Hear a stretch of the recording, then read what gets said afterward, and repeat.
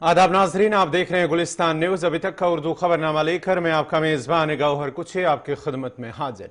UP के गोंडा में घर में खाना पकाते हुए सिलेंडर धमाके में 7 अफराद जाँ बहक जबकि 7 दीगर जख्मी हुए हैं। पुलिस का कहना है कि यूपी के गोंडा के वजीरगंज थाने के इलाके टिकरी गांव में गुज़श्ता रात 11 बजे के करीब खाना पकाने के दौरान सिलेंडर में अचानक धमाका हुआ, जिसकी वजह से 2 मकानात तबाह हो गए और मलबे तले कुंबे के 15 अफराद दब गए, जिसमें से 7 अफराद की मौत वाक़या हुई है जबकि 7 अफराद को इलाज मुआवजा के लिए जिला अस्पताल मुंतकिल किया गया, जहां वो अभी भी जेर इलाज है। जाँ बहक होने वालों में 2 मर्द, 2 खवातीन और 3 बच्चे शामिल हैं, जबकि अभी भी रेस्क्यू ऑपरेशन जारी है।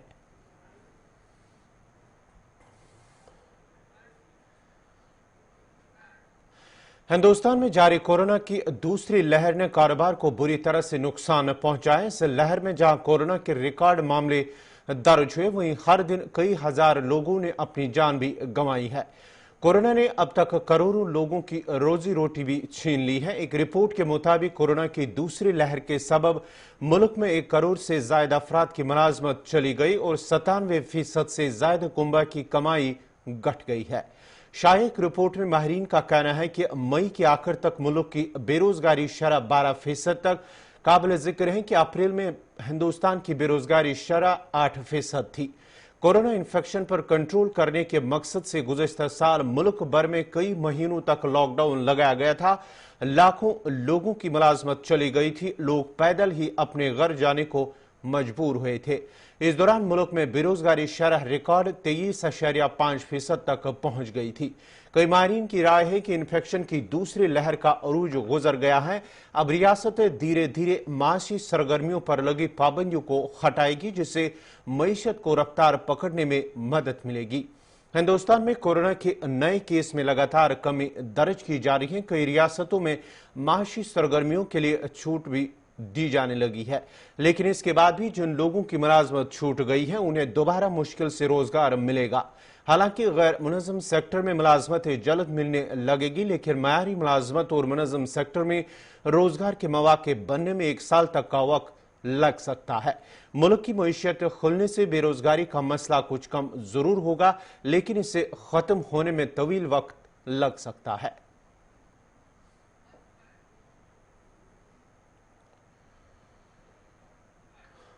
इंटरनेशनल क्रिकेट काउंसिल आईसीसी के आइंदा 8 साल फीचर टूरिस्ट प्रोग्राम के तहत T20 आलमी कप हर 2 साल बाद मुनक्कद होगा, जबकि 2027 से 50 ओवर्स के आलमी कप में 14 टीमें हिस्सा लेंगी और 2024 से T20 वर्ल्ड कप में 20 टीमें शामिल होंगी। आईसीसी ने बोर्ड मीटिंग के बाद जारी करदा एक रिलीज में कहा है कि आईसीसी बोर्ड ने 2024 से 2031 तक का शेड्यूल जारी किया है, जिसमें 50 ओवर्स की men's cricket world cup, T20 world cup के साथ साथ चैंपियंस ट्रॉफी भी कराने का फैसला लिया गया। एलामे के मुताबिक 50 ओवर्स के मेंस वर्ल्ड कप में 2027 और 2031 में 14 टीमें शामिल होंगी, जबकि T20 वर्ल्ड कप में 20 टीमें होंगी, जो कि 2024, 26, 28 और 30 में 55 मैचों के टूर्नामेंट पर मुश्तमिल होगा। ख्याल रहे कि 2019 के वर्ल्ड कप में सिर्फ 10 टीमों ने हिस्सा लिया था, जबकि 2023 के वर्ल्ड कप में भी इतनी ही टीमें मद्दे मुकाबला आएंगी, जबकि इस मरतबा T20 वर्ल्ड कप में 16 टीमें शिरकत करेंगी। 8 टीमों की चैंपियंस ट्रॉफी 2025 और 2029 में खेली जाएंगी। आईसीसी वर्ल्ड टेस्ट चैंपियनशिप का फाइनल 2025, 2027, 2029 और 2031 में खेला जाएगा। आईसीसी विमेन टूर्नामेंट के शेड्यूल का फैसला पहले ही हो चुका है। मेंस वर्ल्ड कप में 7 टीमों के 2 ग्रुप होंगे और पहली 3 टीमें सुपर 6 में आगे बढ़ेंगी। इसके बाद सेमीफाइनल और फाइनल होंगे। T20 वर्ल्ड कप में 5 के 4 ग्रुप्स होंगे। हर ग्रुप की सैर फहरिस्त 2 टीमें सुपर 8 में दाखिल होगी। इसके बाद सेमीफाइनल और फाइनल होगा। गौरतलब है कि बरवक्त 50 ओवर्स के वर्ल्ड कप में 10 टीमें होती थी। इस बार T20 वर्ल्ड कप में मजमूई तौर पर 16 टीमें हिस्सा लेने जा रही है।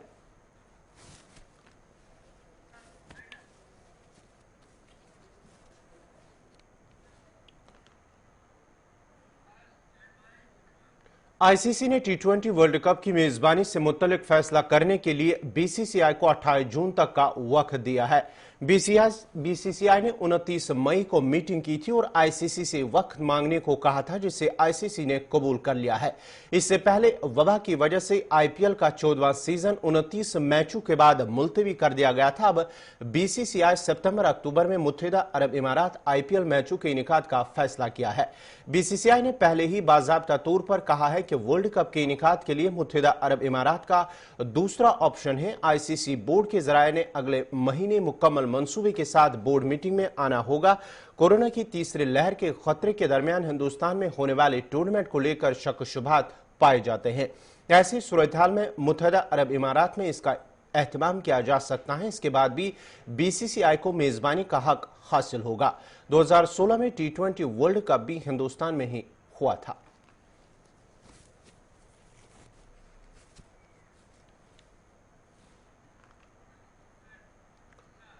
मरकजी हुकूमत की जानिब से गुज़श्ता शाम सीबीएसई बोर्ड के इम्तिहानात को मनसूख करने का फैसला करने के बाद मुख्तलिफ रियासतों की तालीमी बोर्ड भी इस सिमत में फैसला लेने वाले हैं। सीबीएसई के अलावा आईसीएसई ने भी अपने बोर्ड इम्तिहानात को मनसूख कर दिया है। अब उम्मीद जाहिर की जा रही है कि कई रियासतों के तालीमी बोर्ड भी ऐसा ही इकदाम उठा सकते हैं और बच्चों को असेसमेंट की बुनियाद पर नंबरात फराम कर दिए जाएंगे। कोरोना के दौर में इम्तिहानात कराना जहां कई तलबा और वालिदीन की फिक्र का बायस था, वहीं अब इम्तिहानात की मनसूखी ने भी मुतअद्दिद तलबा को परेशान कर दिया है। बच्चों के जहन में सवाल गर्दिश कर रहा है कि इम्तिहानात मनसूख होने के बाद उन्हें नंबरात किस फार्मूला के तहत दिए जाएंगे। ताहल सीबीएसई ने हतमी तौर पर कोई फार्मूला तैयार नहीं किया है, जबकि हुकूमत ने यह फैसला बोर्ड पर छोड़ दिया। खैर रहे कि किया जा रहा है कि 11वीं और 12वीं के इंटरनल असेसमेंट की बुनियाद पर उनके फाइनल नंबरात तय होंगे। इम्तिहानात मनसूख होने के बाद भी कोई स्टूडेंट अगर इम्तिहान देने का ख्वाहा है तो उसके लिए ऑप्शन दिया जाएगा। ताहम जब कोरोना के हालात साजगार होंगे तभी इम्तिहानात लेने का इंतजाम किया जाएगा। इम्तिहानात में जब बच्चों को नंबर हासिल हो जाएंगे और वो इससे मुतमईन नहीं होंगे तो वो तहरीरी इम्तिहानात के लिए दरख्वास्त पेश कर सकते हैं। इसके लिए क्या उसूल होंगे, इस हवाले से बोर्ड जल्द ही जारी कर देगा। 12वीं के बाद बच्चों को अब ये फिक्र है कि उन्हें कॉलेज में किस तरह दाखिला मिलेगा और कहीं उनका साल बेकार तो नहीं चला जाएगा। हुकूमत ने अब इम्तिहानात मनसूख करने का फैसला लिया तो नताइज जुलाई के अव्वल आखिर तक जारी किए जाएंगे और अगर अगस्त तक नताइज आते हैं तो इसी बुनियाद पर बच्चों को कॉलेज में दाखिले के लिए अप्लाई करना होगा।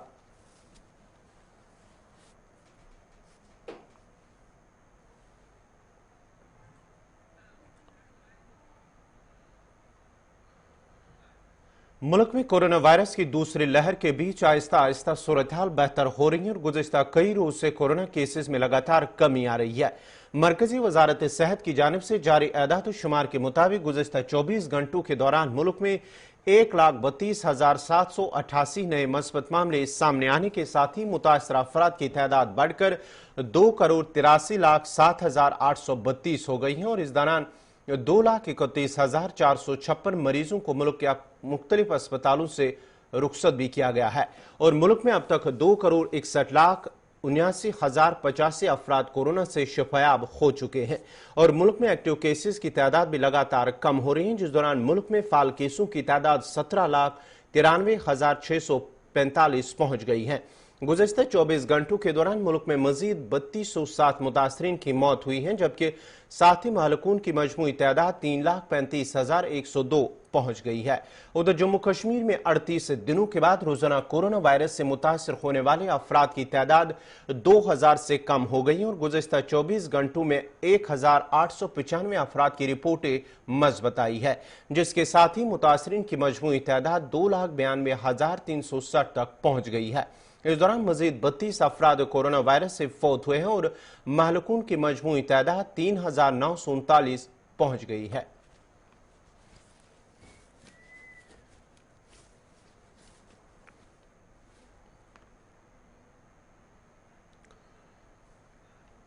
मुल्क की मुख्तलिफ शहरों में जहां कोविड से मौत होने के बाद अक्सर अपने रिश्तेदार आखिरी रसूमात अंजाम देने से गुरेज करते नजर आए और इस सिलसिले में सोशल मीडिया पर कई वीडियोज भी वायरल हुए। वहीं वादी कश्मीर के श्रीनगर जिले में सिख फिरका से ताल्लुक रखने वाले एक ग्रुप ने काबिल तारीफ काम करते हुए वो न सिर्फ कोरोना मुतासरीन को ऑक्सीजन, जरूरी अद्वियात और ऑक्सीमीटर फराम कर रहे हैं बल्कि कोविड मुतासरीन की अगर मौत होती है तो उनकी आखिरी रसूमात भी अदा कर रहे हैं, जबकि क्वारंटीन मराकज में वो कोविड मुतासरीन को खाना पीना भी फराम कर रहे हैं।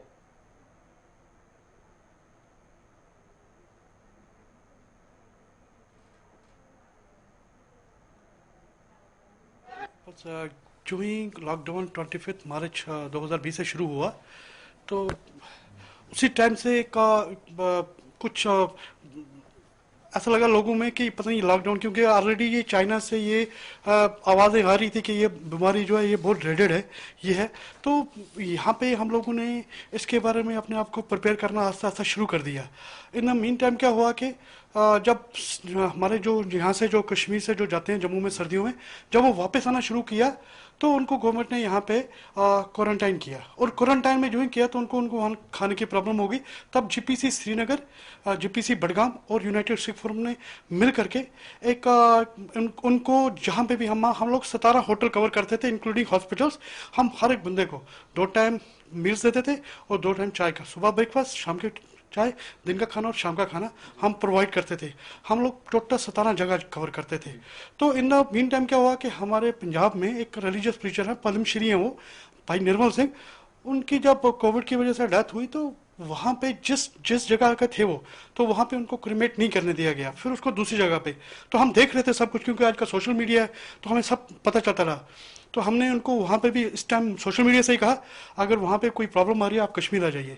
इन द मीन टाइम हम लोगों ने डिसीजन कर लिया भाई अगर ऐसी प्रॉब्लम कश्मीर में होती है हमारे, तो हमने उसको कैसे निपटना है। तो हम लोगों ने एक ग्रुप है हमारा यूनाइटेड सिख फोरम, तो हमने एक पूरी अपनी कम्युनिटी ने मिलकर एक कोविड वॉलंटियर ग्रुप बना दिया जिसमें यूनाइटेड सिख फोरम की भी कुछ रिस्पॉन्सिबिलिटी दी गई।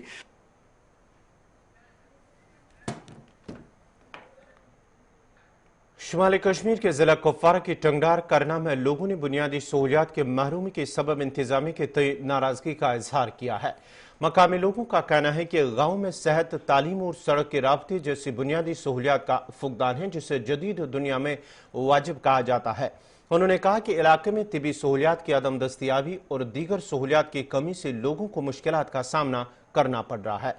उन्होंने कहा कि मामूली मुआयने के लिए लोगों को कुपवारा अस्पताल जाना पड़ रहा है जिसके लिए उन्हें काफी जहमत उठानी पड़ती है। इलाके में फायर एंड इमरजेंसी खदमात न होने के सबब भी इलाके में हंगामी सूरत हाल के दौरान कई मुश्किलात का सामना रहता है। उन्होंने सड़कों की तामीर समेत दीगर कई सहूलियात की दस्तियाबी को मुमकिन बनाने के हवाले से LG इंतजामिया और जिला इंतजामिया से अपील की है कि इलाके की ओर तवज्जो दी जाए ताकि लोगों को राहत मिल सके।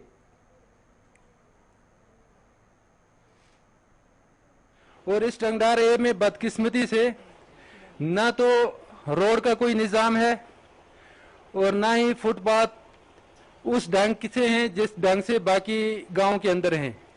इस रोड के लिए हमने बहुत जदोजहद की आज तक। इसके लिए हमने हायर अथॉरिटी के साथ बातचीत करके इस रोड का काम स्टार्ट किया, तो फिर उसमें इस काम के अंदर काफ़ी डिले हो गया। फिर उसके बाद भी हमने दोबारा इसकी हायर अथॉरिटी के साथ बात भी की और DDC चेयरमैन को इसकी एप्लीकेशन भी पुट अप की मोहल्ले की तरफ से और पंचायत की तरफ से। लेकिन अफसोस के साथ हमें ये कहना पड़ रहा है रोड से महरूम है और रास्तों के अंदर भी बहुत दिक्कत आ रही है। मेन टाउन के अंदर ये हालत है और उसके अलावा यहाँ पर बंकर जो है बहुत फायरिंग जोन के अंदर ये हमारा जो विलेज है बहुत डेंजरस जोन के अंदर है। यहाँ पर कोई गवर्नमेंट की तरफ से कोई बंकर भी नहीं बन पाया इसी रोड की ना होने की वजह से। और हमारे यहाँ पर तकरीबन 7 घर जो हैं जो फायरिंग शेलिंग के अंदर आग की नज़र हो चुके हैं और बीमार के लिए भी बहुत दिक्कत आती है। फिर जब मार्च अप्रैल के महीने में यहाँ पर पानी आता है तो रास्ता चलना बहुत मुश्किल हो जाता है। तो हम गवर्नमेंट से ये दरख्वास्त करना चाहते हैं, गवर्नमेंट इंतज़ामिया से, गवर्नर इंतज़ामिया से और खसूसी तौर पर हमारे SDM साहब से कि वो इस मोहल्ले के अंदर आकर फिजिकली इसको देखें कि वाकया जो हम बता रहे हैं ये सच है या इसके अंदर कुछ वो अपनी तरफ से हम कुछ बता रहे हैं। तो बाकी सब जितनी भी अथॉरिटीज़ हैं यहाँ की, उन सब की नोटिस के अंदर है ये बात। अस्सलाम वालेकुम, मैं टंगडार का रहने वाला बाशिंदा हूँ। हमारा गवर्नमेंट से ये मुतालबा है कि आज मोदी जी जो डिजिटल इंडिया की बात कर रहे हैं, पहले तो ये हमारा ये है कि यहाँ पे कोई रोड ही नहीं बनी हुई है, जबकि हम मेन टंगडार में रहते हैं, ये बात है। उसके बाद जब हमने यहाँ की गवर्नमेंट से और यहाँ के जो तहसील सब जो मीडिया रिपोर्ट को भी बोला यहाँ पे आ जाइए, तो हमारा ये मुतालबा था कि हमें रोड चाहिए, जो कि हमारे मेन टंगडार में ही रहते हैं, बट हमारे मोहल्ले में कोई रोड नहीं है, जिसकी वजह से हमें बहुत सारी मुश्किलात दरपेश आ रही हैं। रोड की बात तो दूर है, यहाँ पे आप देखिए रास्ते कैसे हैं बने हुए हैं, पहले आप रास्तों की हालत देख लीजिए। तो इसके लिए यहाँ पे गवर्नमेंट ने ये रोड सैंक्शन भी की हुई है, जिसमें 5-7 लाख रुपए लग भी गए हैं। आप खुद ही देख सकते हैं कि आधी रोड बनी हुई है और आधी बनने के बगैर छोड़ दी है। तो हमारे गवर्नमेंट से ये मुतालबा है कि मैं मेन टाउन टंगडार का रहने वाला हूँ और हमें यहाँ पे जो टंगडार बखैया की जो मोहल्ला है, इसके अंदर ना कोई रोड है, ना कोई इसका जो काम हुआ था वो भी अधूरा हुआ है, कोई काम यहाँ पे नहीं हुआ है पूरी तरह से रोड का, है ना। तो इससे हम दरख्वास्त करते हैं एडमिनिस्ट्रेशन ऑफ करना से कि यहाँ पे थोड़ा। मैं टाउन टंगडार का रहने वाला हूँ। हमारे यहाँ पर बहुत मसाइल हैं, लेकिन कोई आज तक हल हो ही नहीं है। लेकिन हम ये चाहते हैं कि लेकिन थोड़े बहुत हमारे जो मसाइल थे जो बहुत ज़रूरी थे, जैसे यहाँ हमारा फुटपाथ है, तो हमें बहुत ही तकलीफ हो। 2002 में काम हुए तो उसके बाद कोई काम नहीं हुआ, फुटपाथ पे ऐसे ही खड़े पड़े हुए हैं। और उसके बाद हमें टाइल यहाँ पर हमारे इसमें लग रहे हैं गाँव में। और सबसे बड़ी बात यह है जो यहाँ पर क्या है, इसको जो नाला आता है पीछे से, ये बहुत ही हैवी नाला है, लेकिन मार्च अप्रैल के महीने में यहाँ पर बहुत ही ज़्यादा मतलब हमें नुकसान होता है। इसमें कोई भी वाल नहीं है, कोई भी उसके अंदर मतलब प्रोटेक्शन नहीं है। हमें इसको रोकने के लिए हमारी गुजारिश है कम से कम थोड़ा बहुत तो हम हमारे तरफ गौर फिक्र की जाए, क्योंकि हम मेन टंगडार के रहने वाले हैं। और हमारे साथ ही हाल है तो बाहर के लोगों के साथ क्या हाल होगा। ये आप जी आप मेरे पीछे ये देख सकते हैं, ये रोड जो है आज से 4 साल पहले इस रोड का काम जो है शुरू हुआ था, लेकिन अभी तक बदकिस्मती से हमारी ये मुकम्मल नहीं हुआ। सिर्फ इस रोड का काम जो है वो टाला जा रहा है, बहाने बनाए जा रहे हैं एडमिनिस्ट्रेशन की तरफ से। तो हमारी एडमिनिस्ट्रेशन से ये गुजारिश है कि वो इस रोड का काम जो है जल्द से जल्द शुरू करे, ताकि हमारी जो मुसीबतें हैं वो हल हो जाएं। और उसके बगैर हमारे यहाँ पे रास्तों की बात करें, वो रास्ते भी यहाँ पर पूरी तरह मुकम्मल नहीं हैं। ना ही यहाँ पर हम ज़मीनी सतह पर ये देख पा रहे हैं कि जो टाइलिंग सिस्टम है, जो बड़ी बड़ी बातें एडमिनिस्ट्रेशन की तरफ से की जाती थी, वो यहाँ पे कहीं पर भी दिख नहीं रही है। और पानी की जहाँ तक बात करें, ये मेन टंगडार की बात है कि मेन टंगडार में हमें 12 घंटे या 15 घंटे अपनी एक बकेट फुल करने में लग जाते हैं। पानी का इंतज़ाम हमें यहाँ पे इतना ज़्यादा ख़राब है। तो अगर मेन टंगडार का ये हाल है तो जो दूर दराज के इलाके हैं हम उनके बारे में क्या कह सकते हैं। रोड दिया तो अमीरों को, गुआर है ना तो अमीरों को, चला नहीं तो अमीरों को, पानी है तो अमीरों को, तो गरीब बेचारा जिस है और जिसे वोट मांगते हैं उसे नहीं चलिए चाहते हैं।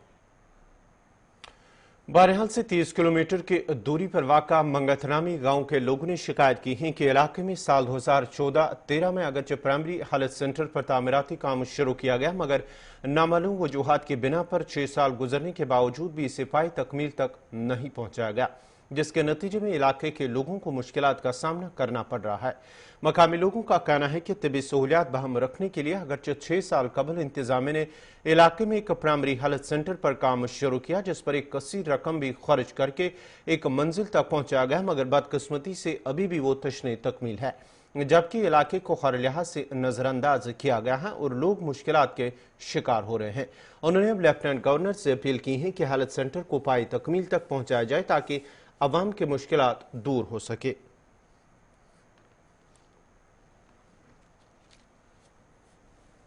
इस वक्त इलाका मस्जिद के पीएचसी के सामने खड़े हैं। यहाँ जो पीएचसी मस्जिद के लिए जम्मू कश्मीर सरकार की तरफ या हिंदुस्तान सरकार की तरफ नई बिल्डिंग जो यहाँ जेर तामीर है, इसके टेंडर 2014-15 में पास हुए हैं और तब से आज तक जेर तामीर है। लेकिन अफसोस इस बात का है कि ये बिल्डिंग जो है ये अभी भी लोगों के राहत आराम के लिए तैयार नहीं हो रही है। हमें इसका बहुत बाहरी अफसोस है, जबकि ये 1 साल या ज़्यादा से ज़्यादा 2 साल के अंदर होने को मतलब होने की उम्मीद थी, लेकिन अभी 6 साल भी गुजर चुके हैं, अभी भी इसका कंप्लीट होने का कोई अंदेशा नहीं लग रहा है। प्राइमरी हेल्थ सेंटर जो है 4 साल से जेर तामीर है, अभी तक कंप्लीट नहीं हुआ। मेरी पुरजोर अपील गवर्नर इंतज़ामिया और ख़ासकर डीसी रामबन से है कि प्लीज जल्दी से जल्दी इसको तामीर किया जाए। और सबसे एक बड़ी अफसोसनाक बात यह है कि आपके सामने यहाँ पे हॉस्पिटल है, स्टाफ की जो किल्लत है, पूरा स्टाफ अटैच है। सुबह भी मैंने डीएमओ बानीहाल से लगभग किसी तरह से कोई राब्ता किया था कि उन्होंने कहा कि जो ऑर्डर से हमें ऊपर से है अटैच करने के, लेकिन इसको हम और भी शार्ट आउट करेंगे जाकर एडमिनिस्ट्रेशन से मिलके। लेकिन गुलिस्तान न्यूज़ के चैनल के माध्यम के थ्रू लेफ्टिनेंट गवर्नर इंतजामिया एक बार फिर डीएमओ बानीहाल, सीएमओ रामबन और खासकर डीसी साहब से गुजारिश है कि प्लीज़ जल्दी से जल्दी जो भी हमारा स्टाफ अटैच है किसी भी जगह पे, चाहे डॉक्टर साहिबान हैं, चाहे नॉर्मल 4th क्लास के मुलाजिम हैं, उनको जल्दी से जल्दी पीएचसी मंगत में लाएं ताकि यहाँ पे जितने भी लोग जो मुश्किलात लोगों के हैं वो हल हो।